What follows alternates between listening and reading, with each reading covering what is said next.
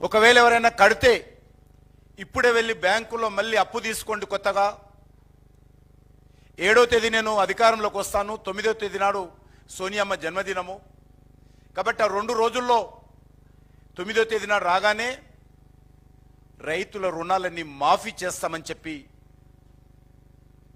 రేవంత్ రెడ్డి గారు అనేక సభల్లో చెప్పారు. అనేక దేవతల మీద దేవుళ్ళ మీద ఊరూరికి వెళ్ళినప్పుడు ప్రజలు నమ్మించడం కోసం ఒట్ల మీద ఒట్లు వేసి మరి ప్రజలు నమ్మించేటువంటి ప్రయత్నం చేయడం జరిగింది. ఇందిరమ్మ రాజ్యం వస్తుంది, తెలంగాణలో మార్పు వస్తుంది, ఆ మార్పు మాతోటే వస్తుంది, ప్రజాపాలన వస్తుంది, అనేక రకాల హామీలు ఇచ్చారు. అందుకే ఈరోజు భారతీయ జనతా పార్టీ ఒక బాధ్యత కలిగినటువంటి పార్టీ. ఏ ప్రభుత్వమైన అధికారంలోకి వచ్చిన తర్వాత ప్రజలకు ఇచ్చినటువంటి హామీలు అమలు చేయడంలో కొంత సమయం కావాలని అనుకునేటువంటి పార్టీ. బాధ్యతారహితంగా మిగతా వాళ్ళలాగా మేము మాట్లాడం, బాధ్యతారహితంగా విమర్శించం మేము. అందుకే ఈరోజు ఒక సంవత్సరం పూర్తి కావస్తున్నటువంటి నేపథ్యంలో ఏవైతే 100 రోజుల్లో మీరు పూర్తి చేస్తామన్నారో,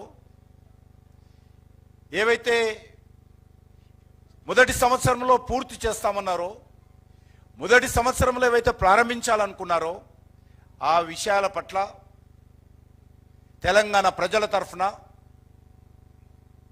ఈరోజు ప్రభుత్వం సంబంధించినటువంటి వైఫల్యాలను, ఇచ్చినటువంటి మాట మీద నిలబడకుండా అధికారంలోకి వచ్చిన తర్వాత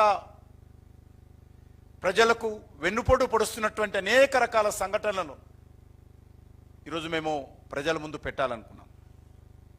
అందుకే ఈరోజు రాజకీయపరమైన అంశాలకు తక్కువ ప్రాధాన్యత ఇస్తూ కాంగ్రెస్ పార్టీ ఏదైతే హామీలు ఇచ్చిందో, ఏదైతే డిక్లరేషన్ పేరు మీద ఆయా వర్గాలకు నమ్మించిందో,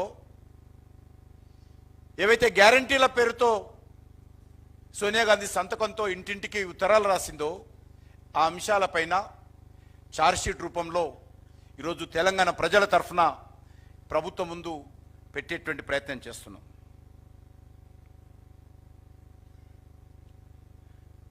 విచిత్రం ఏంటంటే ప్రజా వ్యతిరేక విధానాలను ప్రశ్నిస్తే ఈరోజు అక్రమ కేసులు పెడతా ఉన్నారు, అరెస్టులు చేస్తూ ఉన్నారు, లాఠీచార్జీలు చేస్తూ ఉన్నారు. కాబట్టి నేను అవన్నీ వరుసగా వస్తున్నప్పుడు చెప్తాను. ముఖ్యంగా ఈ యొక్క 10 సంవత్సరాల బీఆర్ఎస్ పాలన, 1 సంవత్సర కాంగ్రెస్ పాలన ఏమాత్రం తేడా లేదని ఈరోజు స్పష్టంగా చెప్పగలుగుతున్నాం. అందుకే మేము సంవత్సరం పాటు నిర్మాణాత్మకమైనటువంటి విమర్శలు మాత్రమే చేయడం జరిగింది. ఈ ప్రభుత్వము కూలిపోవాలనో, ఈ ప్రభుత్వము పూర్తిగా వైఫల్యం చెందిందనో ఇన్ని రోజులు కనలేదు. ఈరోజు సంవత్సరం పూర్తయిన సందర్భంగా ఇది ఒక బాధ్యత మాది. ఒక ప్రతిపక్ష పార్టీగా ఇటీవల జరిగినటువంటి లోక్సభ ఎన్నికల్లో అత్యధికమైనటువంటి కాంగ్రెస్ తర్వాత అత్యధికమైనటువంటి పార్లమెంట్ స్థానాలు కాంగ్రెస్తో బరాబర్గా మేము గెలిచాం.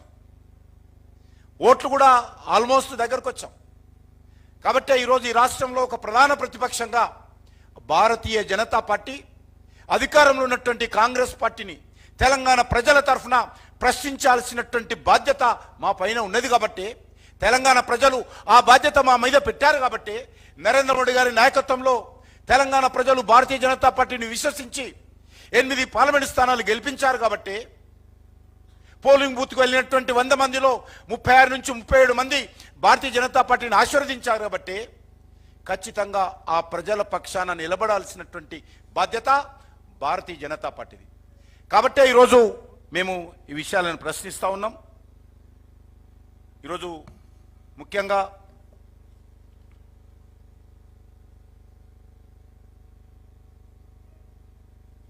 రైతుల యొక్క గోస, అనేక రకాల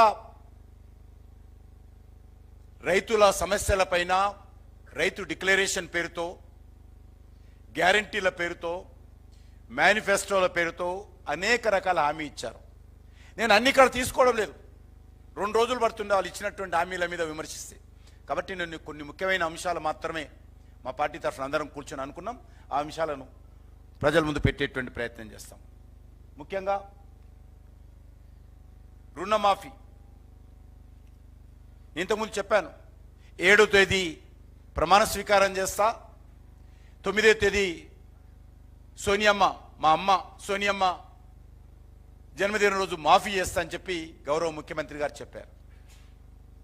ఇంతవరకు మరి కొంతమందికి మాత్రమే ఆ యొక్క జరిగింది. అదే కాకుండా రైతు భరోసా,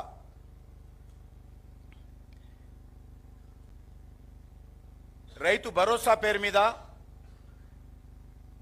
ప్రతి సంవత్సరం ఒక ఎకరానికి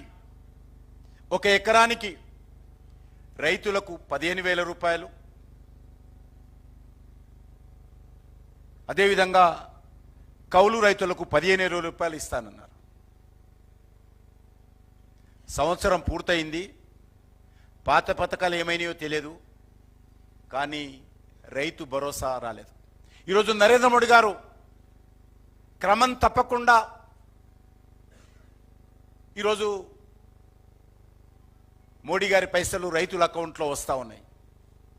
కానీ రాష్ట్ర ప్రభుత్వం ఇచ్చినటువంటి హామీ రైతు భరోసా రైతులకు కానీ కౌలు రైతులకు కానీ రైతు కూలీలకు ఇస్తున్నటువంటి 12,000 కానీ ఏ ఒక్క రైతుకు కూడా సంవత్సరం పూర్తిగా వస్తున్నా ఇది అమలు జరగలేదనే విషయాన్ని ఈ సందర్భంగా మనవిస్తున్నాను.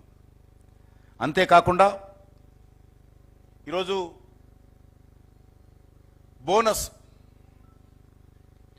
బోనస్ విషయంలో కూడా మరి ఈ ప్రభుత్వము అనేక రకాల హామీలు ఇవ్వడం జరిగింది. రైతులందరికీ పండించినటువంటి పంటలకు 500 బోనస్ ఇస్తామని ఎన్నికల ప్రణాళికలో ప్రకటించడం జరిగింది. కానీ అధికారంలోకి వచ్చిన తర్వాత ఒక ధాన్యం గురించే మాట్లాడారు. ఆ ధాన్యం కూడా సన్న బియ్యము, సన్నధాన్యము అనేక రకాలుగా ఈ యొక్క మేనిఫెస్టోలో పేజీ నెంబర్ 8లో 10 రకాల పంటలకు 500 బోనస్ ఇస్తామని ప్రకటించడం జరిగింది. కేంద్ర ప్రభుత్వం అయితే ఎంఎస్పి ప్రకటిస్తుందో ఆ ఎంఎస్పి పైన